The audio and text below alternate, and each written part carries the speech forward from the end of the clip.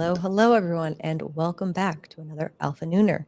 It's definitely been a tough day out there in the market, but we're still going to show up, talk through it, see what might be the kind of real drivers up or down. I'm very excited to welcome, of course, Todd Harrison back in the studio to kind of help us chat through and digest what we've been seeing this year. I will say also, if anyone out there has any questions, comments, you're always welcome to throw them in the chat. We really appreciate it. Great to see everyone here. Hey, Stevie. Todd, how are you feeling? I know it's a tough day. How are you feeling coming in? Another day at the office. Thank you, sir. May have another technical, as we know, in the ETF, at least initially, and also, the headline last night, which we can talk about with our friend Chuck Schumer, and some other things going on that I think we should touch on. Yeah, there's a ton of stuff going on. Well, I did want to maybe start just kind of because we're coming towards the end of the year of 2024, and I feel like there's been a ton that's gone on this year. Some good stuff, some stuff that's been kind of disappointments kind of coming through, but just kind of comparing, the end of last year to the end of this year ultimately, and kind of seeing the differences in terms of where we are. Because I think coming into last year, we, really didn't have too much in terms of rescheduling. Most of that happened, I think, this year, getting that process started. What are sort of the key differences between last year and this year that you'd pull out? Yeah, so I wrote last night. I revisited the wish list coming into 2024. Like you said, some good, some bad, some indifferent. But I think, the takeaway, at least, top line, right? We came in, we said, okay, we have a trifecta of big states, right? We have Ohio, Florida, and Pennsylvania. Obviously, you got Ohio, although that's sort of a half pregnant start as we await form factors, advertising, and so forth. Florida was the big miss, obviously, and then Pennsylvania incomplete. But for purposes of looking at this, one for three on the states. In terms of this rescheduling process, we're a year closer, right? I mean, if you don't subscribe, if you don't subscribe to the idea that Donald Trump's gonna sit on and kill rescheduling, which we don't, we've been talking to their team since February, and he's announced it publicly that he's in favor. And I know we're waiting on the DEA head, but we're closer there, right? We got the scheduling of the witness testimonies, I think January 6th or January 21st through March 6th. And that still sort of sets up for mid-year a final rule, right? Which would be for the calendar year. So disappointing. We didn't get it by the election. I think it was really a function of just sloppiness on the part of the administration, not enough attention to detail, maybe not enough motivation or understanding of the processes, whatever it was. Here we are. And what else? We have another year of trying to get clarity on the farm bill, and we're going to know, I guess, this week or next regarding what goes on, whether they'll have a 1-year extension, which probably wouldn't be great in terms of clarity, versus a modified loophole, which seems to be where everyone's living. That'll give the alcohol industry the hemp-derived beverages, but close the loophole on things like flour and such. But all of that remains to be seen. But I think, topic of the day is probably safe banking. Schumer came out last night. This was, by the way, not on anybody's radar until Operation Choke Point rose to the collective consciousness for good reason. And that happened around Thanksgiving. And when that happened, it drew attention not only to the issue of debanking, but the fact that this has been going on now for a decade with cannabis companies. It breathed fresh life, for better or for worse, into the effort to try to get this thing, slammed into a year-end package, because you have the incoming president who's already endorsed the vehicle in safe banking, but has nothing to do with cannabis, right? The reason that this got sort of a second wind of sorts was only because of Operation Choke Point, and very little to do with cannabis, even though it was a president-elect's promise. So, listen, we've seen reports last night. Schumer, with his breaking news, the Republicans blocked me, which is 99% true, right? Probably, I'm saying, like, it's probably dead. The 1% grassy knoll is that, that he had to concede on all of the progressive asks and had to give in to all of the conservative asks. And, if a watered down version does somehow pass, he can, be magnanimous. But that's, that's Mission accomplished, sort of. at this point. But the good news is that it's elevated the issue, and we have the vehicle that's already been blessed by the president. And we have an incoming AG who, to our understanding, not only supports the president's mandate, but will execute against it. Yeah, I mean, listen, I see the price action. I see the technical action. I see the liquidation. We've confirmed, I don't say confirmed, but have pretty good intelligence that at least 2 large funds have liquidated. And we're seeing it. So like when does that end? I don't know. If there was tax loss selling or is tax loss selling, when does it end? I don't know. We were talking before the show that if you punted the day after the election, you're already booked your losses and now in a position to buy back much cheaper if you choose to do so. But for others that sort of held on, that window's still probably ongoing if it's even initiated yet, right? So we'll see. I mean, I see the price action, right? There's no putting lipstick on the pig. Also been doing this 35 years and can tell you this is what capitulation feels like, right? You could have said that last week or the week before. This has been a slow motion capitulation for sure, but this is what it feels like. And certainly for some of these companies, there is no other side, but there are winners that will emerge. There are cash flowing companies, right? There are green thumbs, there are C21s, there's the glass houses, the grown rogues. There's companies that are, when you look at the price action in a green thumb, best in breed, down 30%, 27% year to date, there's one of 2 options. One is that the whole space is just kind of babies with the bathwater, or 2, maybe the MSO model really is broken, right? That's the chatter out there. We don't think that's the case. We think that there will be another side to this. We think there's going to be another side to everything that we've hoped and waited for and worked toward. It just didn't happen yet, but that doesn't mean it's not happening. Yeah, I think that's been definitely the kind of pain in the side, obviously, is the duration, how long it's taken. I think how obvious it's been to a lot of citizens and people and investors in terms of it being a lot of common sense fixes and kind of, opening it up to people who want to be able to use something that doesn't cause as much harm as alcohol, those different things. But it taking so long, being so overdue. But again, we are making the steps towards that. We'll have to wait and see. Things have definitely taken a lot. I mean, and I think I said this the last time we spoke, but it's and I say this as a matter of observation, not as anything other than that. But Weldon, as has worked hand in glove with the Trump family since they pardoned him in 2019, I believe. The single biggest sort of chasm that I see is how negative it is on my screens, on Twitter. I speak to people in the industry, when I speak to investors who are like, versus when we talk to people close to the Trump team and the surrogates and the folks on the transition who feel really confident that, change is going to happen under this administration as promised. Markets stopped taking politicians at their word. I don't blame them. But, the president has been messaging this, incoming president has been messaging this, plus the fact, the 500,000 jobs, U.S. jobs. You're talking about keeping money in the U.S. as opposed to sending it out to, all of the things like the human trafficking side of the equation. There's so many reasons and the opportunity now to steal the issue. Yeah. And yes, there are GOP sort of hardline opposition, right?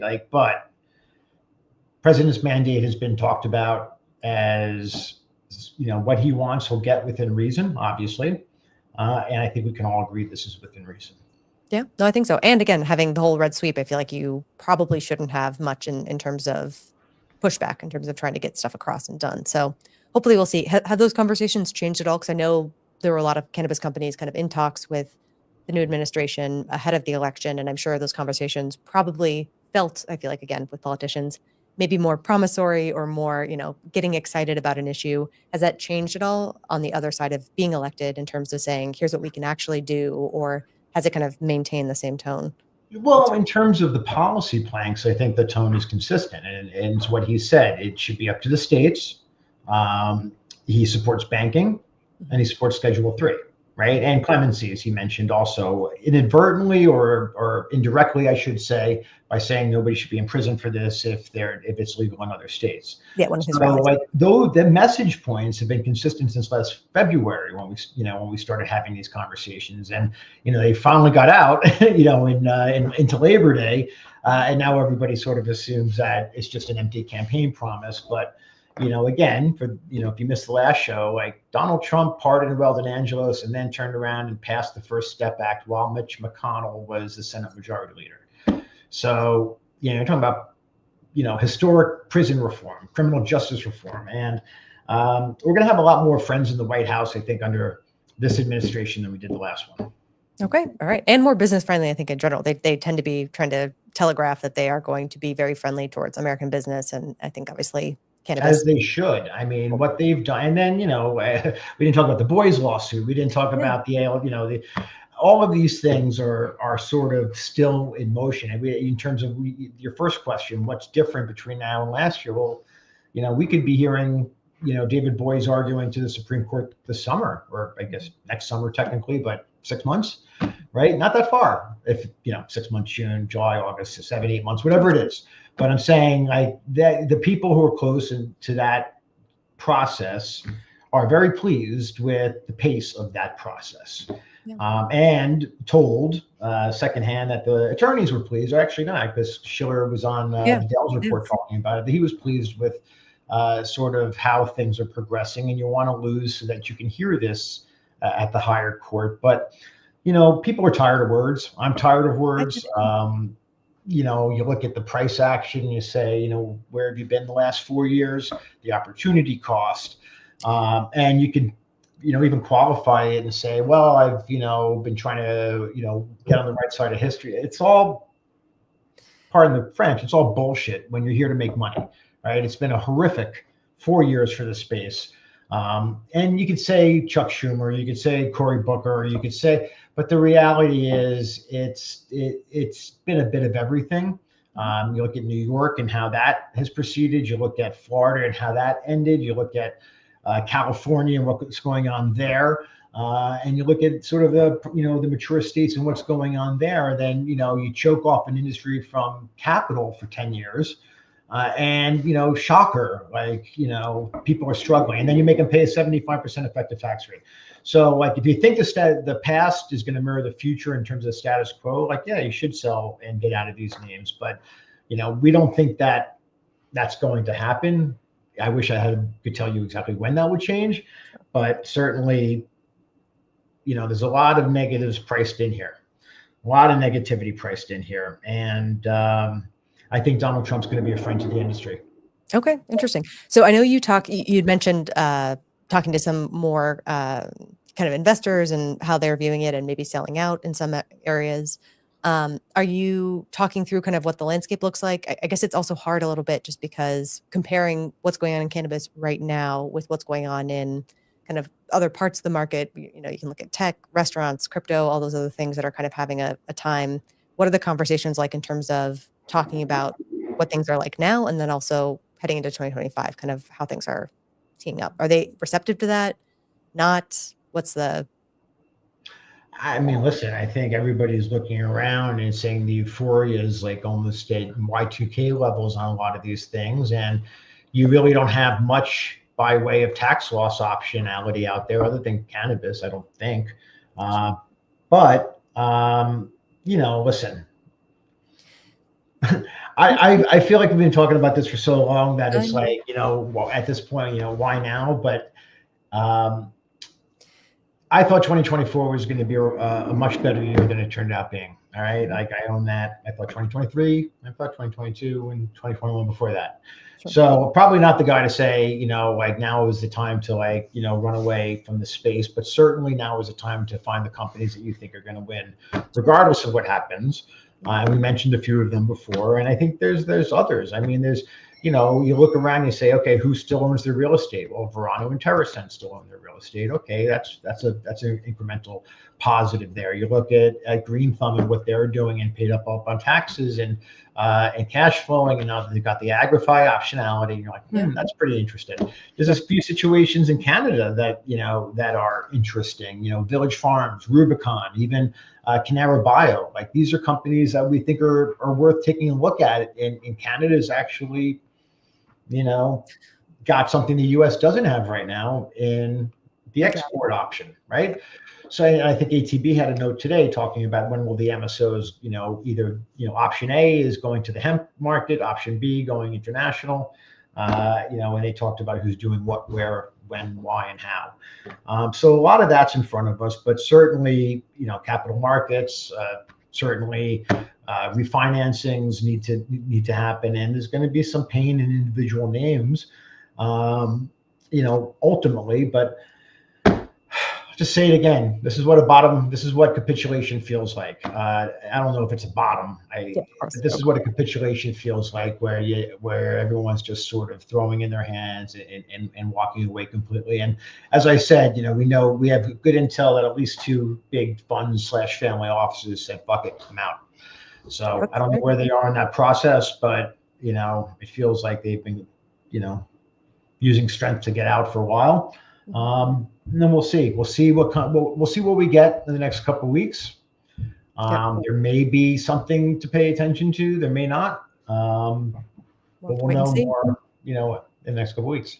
That sounds exciting. All right, that's good. I do think it is a little bit hard, just that sort of the whole space is being painted as one, because I do think, like you're saying, there's a lot of different ways to look at it. In the U.S., there are some companies that stand out that are doing very well. I think, internationally, same kind of story there. And then, of course, ancillary, or if you're looking kind of at the hemp side, there are some winners there as well. But I think generally the whole thing is being painted by the same sentiment, which, again, I understand. But I think that's tough just to kind of look at it in a singular way rather than kind of. But I mean, we listen, and I wish, paid a little bit more attention to myself, but we talked about it for the last number of months that, if you look at this market through 4 primary metrics: fundamentals, technical, structural, psychology, hard to get excited, absent news, absent a line of sight on federal reform or change, or the farm bill loophole, or safe banking, or, where does the DEA stand? To that end, I think there's I believe December 13th. So I think the judge is waiting for or demanded from the DEA a statement on their, I guess, where they stand in these proceedings, their point of view. I don't know if that's going to make much of a difference, but again, I'm not that concerned that Pam Bondi is going to, put the chokehold on this. It's not what the president wants, and she serves at the pleasure of the president. Yeah, he does definitely want to. It seems like he's definitely organizing groups of people that are willing to follow his lead. Exactly. So I think, again, luckily he has been making statements that have been pro-cannabis. We'll have to see how that turns out.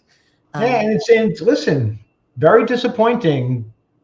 The Democrats have been very disappointing. And that comes from somebody that's really tried to sort of embrace a lot of the things that they've tried to embrace in getting this moved forward in the right way, but it's completely, backfired. I mean, look at New York as sort of, example 1A of when you try to legislate wealth and you try to usurp the system. I mean, the medical operators can grow at scale safely, and you leverage that as they did in Illinois, as they did in Maryland, as they did in Missouri. But we're not going to have that dynamic in 2025 and 2026, right? This is going to be a business friendlier administration. No, so I do also think the rescheduling timing, again, I don't have any unique insight on that, but I do think waiting to kind of use that for political points for the election seems to have backfired, across the board. To use rescheduling at the end to kind of get political points to really come out and say, like, we want to legalize it now. We've been supporters, but they haven't. You're talking about the Dems? Yeah, the Dems. They screwed the pooch. I mean, it was really, and I can tell you stories of it, but I won't. But it was really not. I think the cannabis industry, and I say this without the benefit of any doubt, but I mean, other than like how much worse could it get? But I think, we're going to find that, this is a different regime in terms of, trying to get these businesses up and running, trying to get this industry up and running, trying to do it in a way that it lets the states do, which is, again, a traditional Republican flex, right? States' rights. So it all fits. And we have friends, right? I think Don Murphy was talking, like, two of the gavel wielding committee chairs are part of the Cannabis Caucus. Dave Joyce, right? And Brian Mast, Steve Daines, right? So, like, we have allies. It's just going to come down to, what can we get? And, it will likely be incremental, but we'll see. I mean, Nancy Mace's States Reform Act is pretty much the most common sense thing we've seen, much more so than what the CAOA was trying to do. But we'll see. We'll see what happens. We have to. Yeah, that's true. I feel like, okay, so we've talked about, so the new administration seeming positive for cannabis kind of generally. Is there anything about sort of the incoming administration that you think might not come up the works, but like you have your eye on in terms of like, because my opinion is, I wonder if it seems like they're trying to implement a lot of change kind of all at once and be pretty aggressive in terms of making kind of sweeping changes. And I don't know if that sort of gets caught up in those wider changes. That's my yeah. You're saying, is it a 100-day priority? Yeah. And I don't know the answer to that. I know been pushing for it, but I don't, with wishes with conditions, I'd be 300 pounds by now. Sure. We'll see. I think he understands sort of where the industry is coming from, and no fault of the incoming administration that that our industry is in such dire straits as they're beginning. Like, it's not their fault per se that we need change to happen sooner rather than later, but we're trying to impress upon them the sense of urgency, because facts aren't insults. The Dems did not do us any favors. Sure. Fact, right? Other than, well, let me rephrase that. Other than moving the rescheduling process along, right? Big, potentially biggest news ever, but they sort of fumbled the timing, right? Yeah. Why did they wait 2 years, right? Yes. Why did Cory Booker lay himself down when safe banking, when there was zero interest rates, right?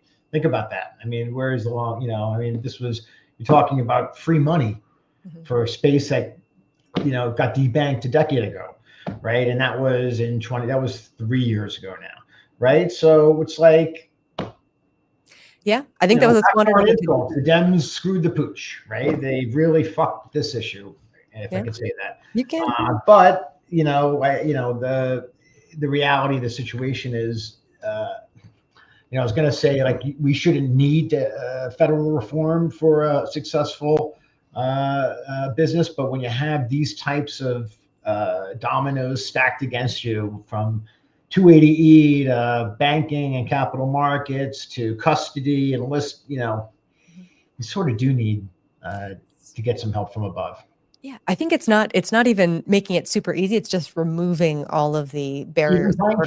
Yeah, I think that's it. It's simple as that. So again, hopefully we see that coming up. Well, again, I think that's stuff that is sort of things that will kind of become more clear as we head into 2025, and the 20th after that, I think ultimately will give us some more color. But the things that we do control, do pay attention to, I feel like it is the rescheduling element. Do you have any expectations in terms of, because I know we've seen delays, but I think the judge seems really, really sharp and great, which I think is a positive.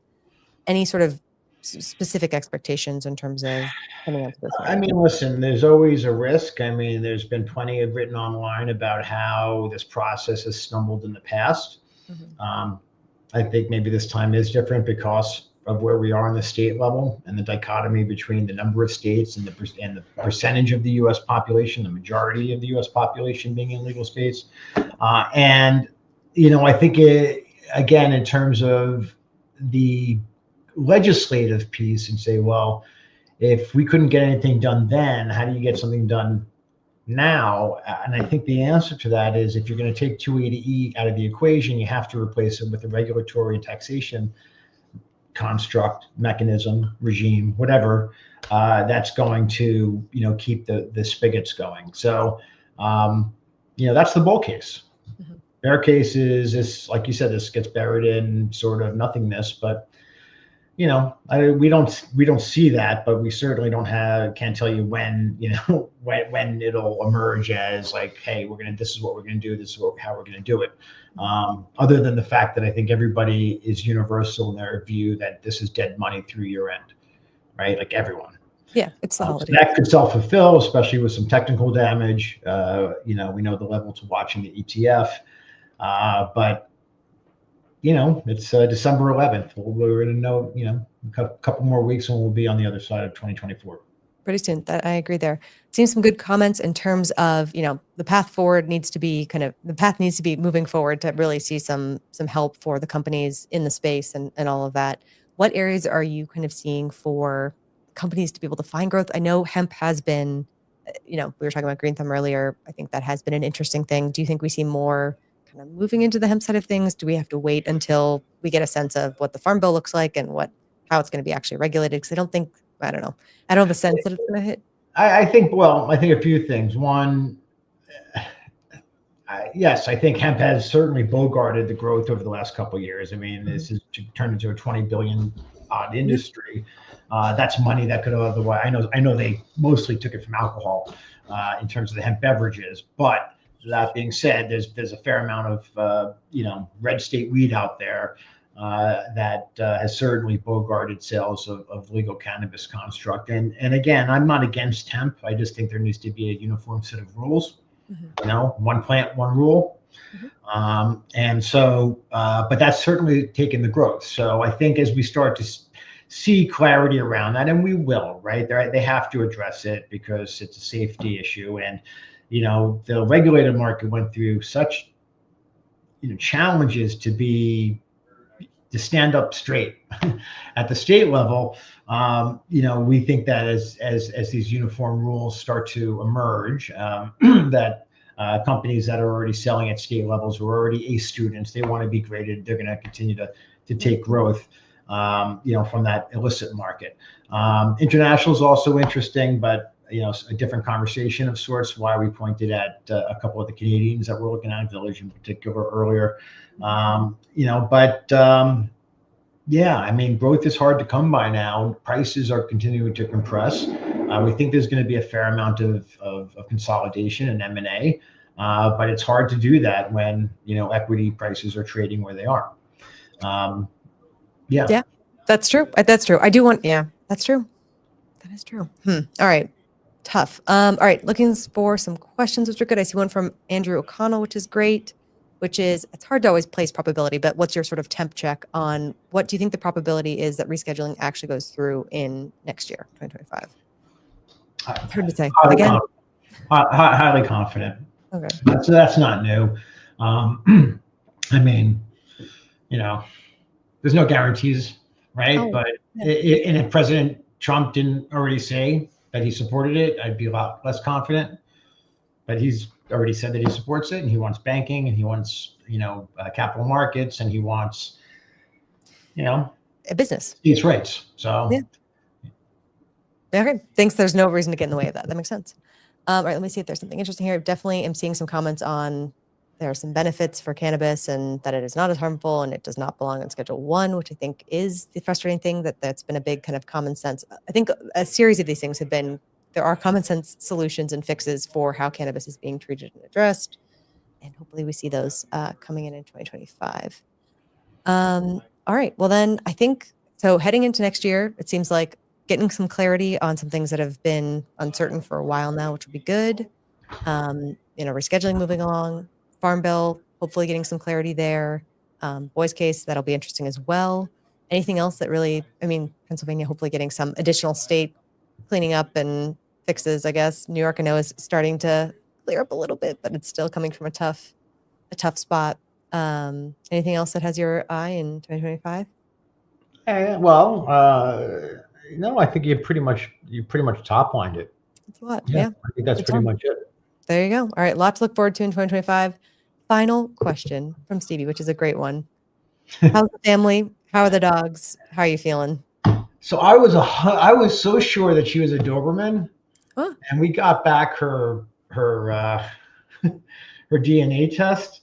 There's no Doberman in this dog. Interesting. There is there is a cattle. What is it? A Catalua. I can't even pronounce it. All right. She's 45% Catahoula leopard dog. Doesn't sound real, but cool. All right. And then she has some other hounds in her, Plot Hound Beagle, and then 2% Coon Hound, Very which I cool. sort of dig. Yeah. On the sporting side, 23% Labrador Retriever, 12% Golden Retriever, probably where she gets her sweetness. 7% Pit Bull, 2% Rottweiler, Wow. where she gets maybe some of her attitude. And then 1% Border Collie, which probably is why her and Bo have not stopped since they got here. So, I would rescue every dog in the world if I could, but my wife says 3 at a time, and that feels like a reasonable cap. I think that those are some good boundaries to set, but that's good to, give a home to a dog that needs it and kind of support. So I think that's great. The best. And just especially in this sort of world where, at the end of the day, you want to just kind of unplug and surround yourself with some positivity and unconditional love. There's very few things better than a puppy party. So I definitely agree. Yeah, I think it's definitely a balance in terms of social media. I think social media can be great for finding community, connecting, communicating, all those things.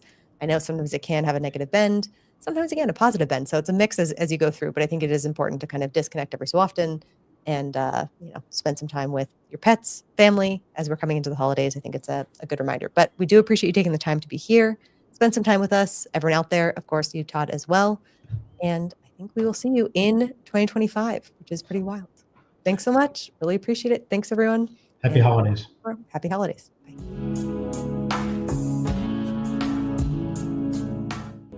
Before investing, carefully consider the investment objectives, risks, charges, and expenses found in the prospectus, available at AdvisorShares.com.